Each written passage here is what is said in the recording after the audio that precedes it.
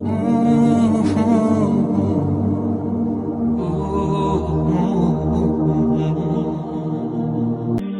اللہ کسی سے ناراض ہوتا ہے تو اسے اپنے سے غافل کر کے کسی ایسی چیز کی طلب میں لگا دیتا ہے جو اس کی قسمت میں نہیں ہوتی۔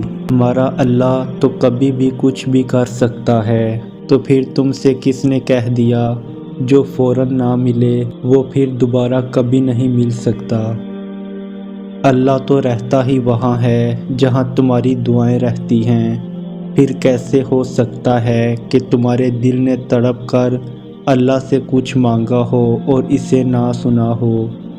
قرآن کہتا ہے دلوں کے حال تم سے بہتر تمہارا اللہ جانتا ہے، تمہارے خاموش سجدے اور تمہاری انکہی باتیں خدا کے ہاں بہت خاص مقام رکھتی ہیں۔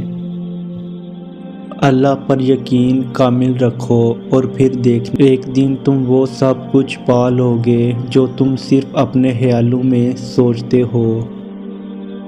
وہ سب سنتا ہے لیکن اسے خاص طور پر سنتا ہے جو صرف اسے پکارتا ہے۔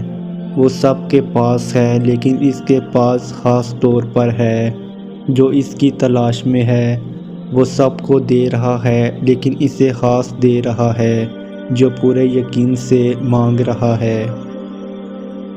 اللہ سے دعا کرو اور اللہ کے حضور ہی رویا کرو، کیونکہ تمہارے آنسو کو، تمہارے دل کی تڑپ کو اللہ کے سوا کوئی نہیں سمجھ سکتا۔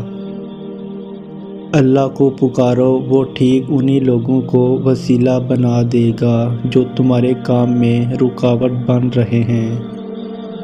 اللہ تمہارے دل کی ہر وہ مراد پوری کر دے جس کے لیے تم دن و رات دعا کرتے ہو۔